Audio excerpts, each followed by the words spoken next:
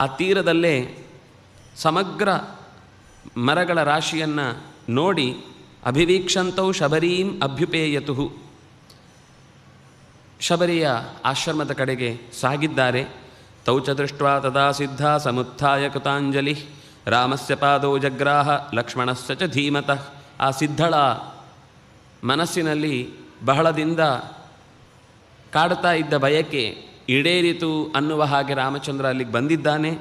ಕೂಡಲೇ ಆ ಶಬರಿ ರಾಮಚಂದ್ರನ ಬರುವಿಕೆಯನ್ನು ಬಹಳ ದಿವಸದಿಂದ ತನಗೆ ಇಲ್ಲಿಗೆ ಬಂದೇ ಬರ್ತಾನೆ ರಾಮ ಅಂತ ನಿರೀಕ್ಷೆಯಲ್ಲಿ ಇರುವಂತೆ ಎಲ್ಲ ಸಿದ್ಧಪಡಿದ. ಮೊದಲೇ ಬರ್ತೇವೆ ಅಂತ ತಿಳಿಸಿ ನಮಗೆ ಸ್ವಾಗತಕ್ಕೆ ಇಷ್ಟಿಷ್ಟು ಜನ ನಿಂತಿರಬೇಕು ಅಂತ ಏನು ಕೇಳಿಕೊಂಡು ಹೋದ ಸ್ಥಿತಿಯಲ್ಲಿ ರಾಮ ಇರಲಿಲ್ಲ. ಸಹಜವಾಗಿಯೇ ಬಂದಿದ್ದಾನೆ. ಗೊತ್ತಿದ್ದದ್ದೇನು ಅಂದರೆ ಇಲ್ಲೊಂದು ಆಶ್ರಮ ಇದೆ ಅಂತ. ಗೊತ್ತಾಗಿದ್ದು ಹೇಗೆ ಅಂದರೆ ಆ ಕವಂಧ ಹೇಳಿದ್ದು. ಅಷ್ಟು ಬಿಟ್ಟರೆ ಶಬರಿಗೂ ಕೂಡ ನಾವು ಇವತ್ತು ಬರ್ತೇವೆ, ಇಂಥ ದಿವಸ ಬರ್ತೇವೆ ಅಂತ ತಿಳಿಸಿ ಬಂದದ್ದಲ್ಲ. ಆದರೆ ಬಂದೊಡನೆಯೇ ರಾಮಚಂದ್ರನ ಬರುವಿಕೆಯನ್ನು ಬಹಳ ದಿನದಿಂದ ನಿರೀಕ್ಷೆ ಮಾಡಿ ಈಗ ಬಂದೇ ಬಿಡ್ತಾನೆ ಅಂತನ್ನುವ ಆ ನಿರ್ಧಾರ ಇದ್ದವಳಂತೆ ಸಿದ್ಧಪಡಿಸಿದ ಎಲ್ಲ ಆತಿಥ್ಯದ ಭಾಗಗಳನ್ನು ತಂದಿದ್ದಾಳೆ.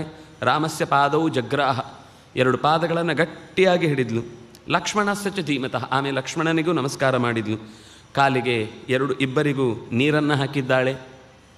ಕಾಲು ತೊಳೆದು ಬಟ್ಟೆಯಿಂದ ಚೆನ್ನಾಗಿ ಒರೆಸಿ ಮತ್ತೆ ಕೈ ತೊಳೆದು ಆಚಮನೀಯಂಚ ಸರ್ವಂ ತತ್ ಪ್ರಾದಾತಿ ಯಥಾವಿಧಿ. ಇದು ಸ್ವಾರಸ್ಯ ಅಂದರೆ, ಅಂಥ ಕಾಡಿನಲ್ಲಿರುವ ಒಬ್ಬಳು ಬೇಡರ ಹುಡುಗಿ ರಾಮನ ಆತಿಥ್ಯ ಮಾಡುವಾಗ ಎಲ್ಲವನ್ನೂ ಹೇಗೆ ಮಾಡಬೇಕು, ಯಥಾವಿಧಿ. ಪಾದ್ಯಕ್ಕೆ ಬೇರೆಯೇ ನೀರು, ಆಚಮನೀಯಕ್ಕೆ ಬೇರೆಯೇ ನೀರು, ಮತ್ತು ಕೈ ತೊಳೆಯುವುದಕ್ಕೆ ಬೇರೆಯೇ ನೀರು, ಆಹಾರಕ್ಕೆ ಸಿದ್ಧಪಡಿಸಿದ ರೀತಿ, ಇದೆಲ್ಲವನ್ನು ಕೂಡ ಬಹಳ ಚೆನ್ನಾಗಿ ರಾಮಾಯಣ ಹೇಳ್ತಾ ತಾಮುವಾಚ ತಥೋ ರಾಮ ಶ್ರಮಣೀಂ ಸಂಶಿತೌ ವ್ರತಾಂ. ಶ್ರಮಣಿ ಅವಳು. ಶ್ರಮಣಿ ಅಂತಂದರೆ ತನ್ನ ದೇಹವನ್ನು ನಿರಂತರವಾಗಿ ಯಾವುದೇ ಬೇರೆ ಲೌಕಿಕ ಆಸೆಗಳಿಗೆ ಒಳಪಡಿಸದಂತೆ ಸನ್ಯಾಸಿನಿಯಂತೆ ಬದುಕಿದವಳು, ತನ್ನ ದೇಹವನ್ನು ದಂಡಿಸಿ ಭಗವಂತನ ಪ್ರೀತಿಗಾಗಿ ಕಾದವಳು.